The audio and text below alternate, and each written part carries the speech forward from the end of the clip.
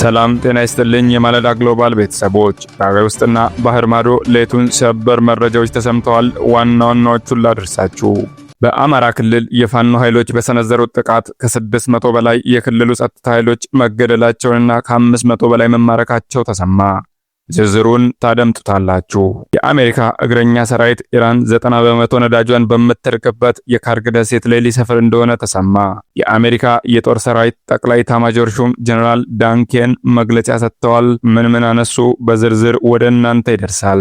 እስራኤል የኢራንን ሳውዝ ፋርስ ስትደበድብ፣ ቴህራን በበኩሏ በኳታር የሚገኙ የኃይል ማዕከላትንና በባህረ ሰላጤው ሀገራት የሚገኙ የነዳጅ ኢላማዎችን በማጥቃት አጸፋውን መልሳለች። ጥቃቶቹ የነዳጅ ዋጋ እንዲጨምር ምክንያት የሆኑ ሲሆን የአሜሪካው ፕሬዝዳንት ዶናልድ ትራምፕ ስለ ጥቃቱ አስቀድመው እንደማያውቁ ገልጸዋል። ጉዳዩ እስራኤልና አሜሪካ በጦርነት ግባቸው ላይ እየተናበቡ ነውን የሚል ጥያቄዎች አስነስቷል። የእስራኤሉ መሪ ሐሙስ ዕለት በሰጡት ጋዜጣዊ መግለጫ ስለ ጉዳዩ ምን አነሱ? ታደምጡታላችሁ።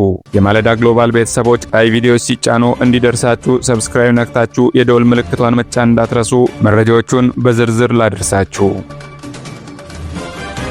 በአማራ ክልል በሁለቱ ኃይሎች መካከል የሚደረገው ውጊያ ተጠናክሮ ቀጥሏል። በወሎ ቀጠና መጋቢት 9 2018 ዓ.ም ከንጋት ጀምሮ ከወልዲያና ከመርሳ ተነስቶ በበርካታ እግረኛና ሜካናይዝድ እንዲሁም በድሮን ታጅቦ የፋኖ ጠንካራ ይዞታ እንደሆነች የሚነገርላት ወደ መርጦ ማጥቃት ያደረገ የመንግስት ኃይል ፋኖ ኃይሎች ብርቱ መከላከል ገጥሞታል ተብሏል። በዚህ ከባድ ውጊያ በርካታ ሰብአዊ ኪሳራ የደረሰ ሲሆን ቁጥሩ ቀላል የማይባል የመንግስት ሰራዊት ጉዳት እንዳስተናገደ ተሰምቷል። በርካታ ቁስለኛም ወደ ወልዲያና መርሳ ሆስፒታል ሲጓጓዝ እንደነበረ ምንጮች ተናግረዋል። የመንግስት ኃይል ከወልዲያ ስታዲየምና ከተለያዩ ቦታዎች ከባድ መሳሪያ ወደ ተለያዩ የገጠር ታዳጊ ከተሞች እያስወነጨፈ የዋለ ሲሆን በሰው ህይወት በቤትና ንብረት ላይ ከባድ ጉዳት እንዳደረሰ ተገልጿል። መንግስት ምንም አይነት ፖለቲካዊ መፍትሄ ሊሰጥበት ባልፈለገው ይባስ ብሎም የሰራዊቱ የጦር አዛዦች በየመድረኩ ሽፍታ ጠፍቷል እያሉ በሚደሰኩሩበት በአሁኑ ወቅት ጦርነቱ መልኩን እየቀየረ ይመስላል።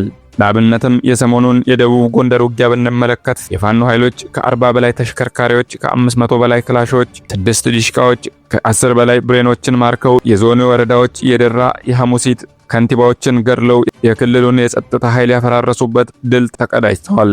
ነገር ግን መከላከያ ሰራዊት በትስስር ገጹ በለጠፈው ልጥፍ ሽብር ሊፈጥር አስቦ የነበረው ጽንፈኛ በጋይንት አልተሳካላትም ብሏል። የዛሬ ወር አካባቢ በተመሳሳይ የፋኖ ኃይሎች ሰንዝረውት በነበረ ጥቃት ዞኑ ካለው 22 ወረዳዎች 17ቱን ተቆጣጥረው የነበረ ሲሆን ይህ ግዙፍ ጥቃት ለሁለተኛ ጊዜ ነው። ይህ በእንዲህ እንዳለ በትላንትናው ዕለት የፋኖ ኃይሎች በወሎ ቀጠና ጃማ ደጎሎ ከተማ በሁለት አቅጣጫ በሰነዘሩት ጥቃት የመንግስት ኃይል ላይ ከፍተኛ ጉዳት እንዳደረሱ ገልጸዋል።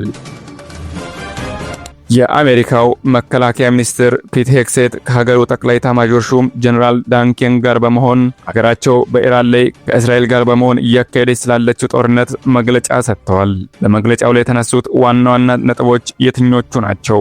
የአሜሪካ መከላከያ ሚኒስቴር ሀገሪቱ በጦርነቱ ላይ በእቅዷና በኢላማዋ ላይ መሆኗን ተናግረዋል። ነገር ግን ጦርነቱ መቼ ሊያበቃ እንደሚችል የጊዜ ገደብ ሳያስቀምጡ ቀርተዋል። ግልጽ ለመሆን በማለት ቁርጥ ያለ ጊዜ ገደብ ማስቀመጥ አንፈልግም ብለዋል። አሜሪካ በቴህራን ላይ እያካሄደች ያለው ጦርነት ዓላማዎችም ዳግመኛ ሲናገሩ ሚሳኤሎቿንና የባህር ኃይሏን ማውደም እንዲሁም ኢራን ዳግም የኒውክሌር ጦር መሳሪያ አለማግኘቷን ማረጋገጥ መሆናቸውን ጠቅሰዋል። አሜሪካ እስከዛሬ ድረስ 7000 የኢራን ኢላማዎችን አጥቅታለች ያለው ሲሆን ምን እንደምናጠቃና ለምን እንደምናጠቃ ግልጽ ነው ብለዋል። ጠቅላይ ኤታማዦር ሹም ጀነራል ዳን ኬን ለጋዜጠኞች የአሜሪካ ጦር በኢራን የአየር ክልል ምስራቃዊ አካባቢ ዘልቆ በመግባትና AH-64 አፓች ሄሊኮፕተሮችን በመጠቀም አጥፍቶ ጠፊ ድሮኖችን የማደንና የማውደም ስራ እየሰራ መሆኑን ገልጸዋል። ኬን አክለውም ኢራን ወደዚህ ጦርነት የገባችው በርካታ የጦር መሳሪያዎች ታጥቃ ነው ካሉ በኋላ አሜሪካ የምትፈጽማቸው ጥቃቶች በተቻለ መጠን ተከታታይና ጫን ያለ የሆኑት ለዚያ ነው ብለዋል። በተጨማሪም ኢራን አሁን የተወሰነ ወታደራዊ አቅም እንዳላት ገልጸዋል።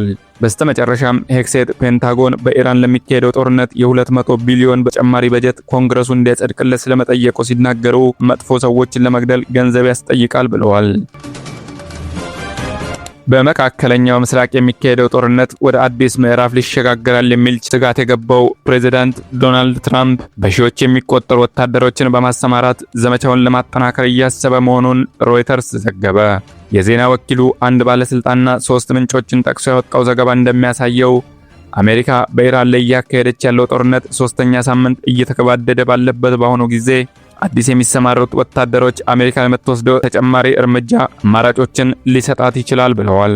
የአየርና የባህር ኃይልን በመጠቀም በሆርሙዝ ወሽመጥ በኩል የሚያልፉ ነዳጅ ጫኝ መርከቦችን ደህንነት መጠበቅም ተጨማሪ ወታደሮችን ከማሰማራት ጋር የሚወሰድ እርምጃ ሊሆን ይችላል ተብሏል። ሮይተርስ ያነጋገራቸው ምንጮች እንዳሉት የሆርሙዝ ሰርጥ መተላለፊያን የመጠበቁ ጉዳይ በኢራን የባህር ዳርቻዎች ላይ ጭምር የአሜሪካ ኃይሎችን ማሰማራትን ሊጨምር ይችላል። በተጨማሪም ኢራን ወደ ውጭ በምትልከው የነዳጅ ምርት 90 በመቶ በሚያልፍበት ካርግ ደሴት ላይ እግረኛ ሰራዊትን ለማስፈር እያሰቡ መሆናቸውን ምንጮች ተናግረዋል። አንድ ባለስልጣን ግን ቦታዎቹን በኢራን የሚሳኤልና የድሮን ኢላማ ስር በቀላሉ ስለሚወድቁ ይህ የአሜሪካ ወታደሮችን በኢራን ይዞታዎች ላይ የማሰማራት እቅድ አደጋ ሊያስከትል ይችላል ሲሉ ስጋታቸውን ገልጸዋል። ኢራን ጥቃት መፈጸሟን የምትቀጥል ከሆነ ለኢራን ከፍተኛ የነዳጅ ገቢ የሚያስገኘው የካርግ ደሴት እንደሚያወድሙ ፕሬዚዳንት ትራምፕ አስጠንቅቀዋል። ባለፈው ሳምንት ማብቂያ ላይ አሜሪካ በወታደራዊ ኢላማዎች ላይ ጥቃት የፈጸመችበት ካርግ ደሴት ወሳኝ የነዳጅ መሰረተ ልማቶችን የያዘ በመሆኑ ከማውደም ይልቅ በቁጥጥር ስር ማዋል የተሻለው አማራጭ እንደሆነ ወታደራዊ ባለሙያዎች ይመክራሉ።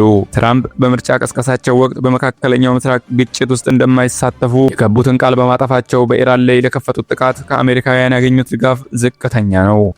በመሆኑም ወታደሮችን ወደ ኢራን የሚያሰማሩ ከሆነ ፕሬዝዳንቱ በሀገር ውስጥ ከፍተኛ ፖለቲካዊ አደጋ ይገጥማቸዋል ተብሏል። የትራምፕ አስተዳደርም ይህንን በተመለከተ ጦርነቱ ላይ ግምገማ አድርጓል ተብሏል። የአሜሪካ ብሔራዊ ስለላ መስሪያ ቤት ዳይሬክተር ቱልሲ ጋባርድ የኢራን መንግስት መዋቅር እንዳለ ቢሆንም በአመራሩና በወታደራዊ አቅሙ ላይ በተፈጸመ ጥቃት ምክንያት በከፍተኛ መጠን ተዳክሟል ሲሉ ተናግረዋል። ዳይሬክተሯና ሌሎችም የፕሬዝዳንት ዶናልድ ትራምፕ አስተዳደር ከፍተኛ ባለስልጣናት በኮንግረስ ቀርበው ከ2 ሰዓት በላይ የቆየ ማብራሪያ ሰጥተዋል። የኢራን ጦርነት ከተጀመረ ወዲህ ለመጀመሪያ ጊዜ በተደረገው ይህ ይፋዊ ማብራሪያ መርሃ ግብር የተካሄደው የጸረ ሽብር ከፍተኛ ባለስልጣን ኢራን አሜሪካ ላይ ደርሳ ስጋት አልደቀነችም በሚል ጦርነቱን ተቃውሞ ከኃላፊነቱ በለቀቁ ማግስት ነው። የሀገሪቱ የስለላ ኦፕሬሽን የሚያስተባብሩት ዳይሬክተሯ ጋባርድ ኢራን አሜሪካ ላይ ድርስ ስጋት ደቅናለች ብለው ያምኑ እንደሆነ ለቀረበላቸው ጥያቄ ግልጽ ምላሽ ሳይሰጡ ቀርተዋል። ጉዳዩ ድርስ ስጋት የሚደቅን እንደሆነና እንዳልሆነ የሚወስኑት ብቸኛው ሰው ፕሬዝዳንቱ ናቸው ብለዋል። ያለ የሚመስለውን የኢራን አገዛዝን ሁኔታ ገምግሟል። አመራሩና ወታደራዊ አቅሞቹ ላይ በተፈጸመ ጥቃቶች ምክንያት ከፍተኛ መጠን ተዳክሟል ሲሉ ተናግረዋል። ኢራን ባለፈው ዓመት ከእስራኤል ጋር በተካሄደው የ12 ቀናት ጦርነት ወቅት ከፍተኛ ጉዳት የደረሰበትን የኒውክሌር መሰረተ ልማት መልሳ ለመገንባት እየሞከረች ነበር ሲሉ ተደምጠዋል። የኒውክሌር ግዴታዎቿ ለመገዛትም ፈቃደኛ ለመሆኗን ቀጥላለች በማለት ለኮንግረስ ምላሽ ሰጥተዋል። የአሜሪካ ሴንትራል ኢንተለጀንስ ኤጀንሲ CIA ዳይሬክተር ጆን ራትክሊፍ በበኩላቸው ለረጅም ጊዜያት ኢራን ለአሜሪካ የማያቋርጥ ስጋት ሆና ቀጥላለች፣ በዚህ ጊዜም አስቸኳይ ስጋት ደቅናለች ብዬ አምናለሁ ብለዋል። የእስራኤሉ ጠቅላይ ሚኒስትር ቤንያሚን ኔታንያሁ እስራኤል በኢራን የነዳጅ መሰረተ ልማት ላይ ጥቃት የፈጸመችው ብቻዋን ነው አሉ። የመካከለኛው ምስራቅ የነዳጅ መሰረተ ልማት ጥቃቶች የፈጠሩት ውጥረት በተጠናከረበት በዚህ ወቅት የእስራኤል ጠቅላይ ሚኒስትር ቤንያሚን ኔታንያሁ አገራቸው የኢራንን የነዳጅ መሰረተ ልማት ላይ ጥቃት የፈጸመችው ብቻዋን ነው ሲሉ ተናግረዋል። እስራኤል የኢራንን ሳውዝ ፋርስ ስትደበድብ፣ ቴህራን በበኩሏ በኳታር የሚገኙ የኃይል ማዕከላትንና በባሕረ ሰላጤው ሀገራት የሚገኙ የነዳጅ ኢላማዎችን በማጥቃት አጸፋዋን መልሳለች። ጥቃቶቹ የነዳጅ ዋጋ እንዲጨምር ምክንያት የሆኑ ሲሆን የአሜሪካው ፕሬዝዳንት ዶናልድ ትራምፕ ስለ ጥቃቱ አስቀድመው እንደማያውቁ ገልጸዋል። ጉዳዩ እስራኤልና አሜሪካ በጦርነት ግባቸው ላይ እየተናበቡ ነውን የሚሉ ጥያቄዎችን አስነስቷል። የእስራኤሉ መሪ ሐሙስ ዕለት በሰጡት ጋዜጣዊ መግለጫ ትራምፕ በኢነርጂ ኢላማዎች ላይ ተመሳሳይ ጥቃቶች እንዳይፈጸሙ መጠየቃቸውን ገልጸዋል። በሳውዝ ፋርስ ላይ የተፈጸመውን ጥቃት ከአሜሪካ ጋር አስቀድሞ በተናበበ መልኩ ቢከናወንም በትራምፕ ምላሽ አለመገረማቸውን ሶስት ስማቸው ያልተገለጸ የእስራኤል ባለስልጣናትን ጠቅሶ ሮይተርስ የዜና ወኪል ዘግቧል። ኔታንያሁ አገራቸው አሜሪካን ወደ ጦርነቱ እንደጎተተች ወይም ትራምፕን እንዳሳሳተች መገለጹን አስተባብለው የአሜሪካን መሪ ምን ማድረግ እንዳለበት ማንም ሰው ሊነግረው እንደማይችል ገልጸዋል።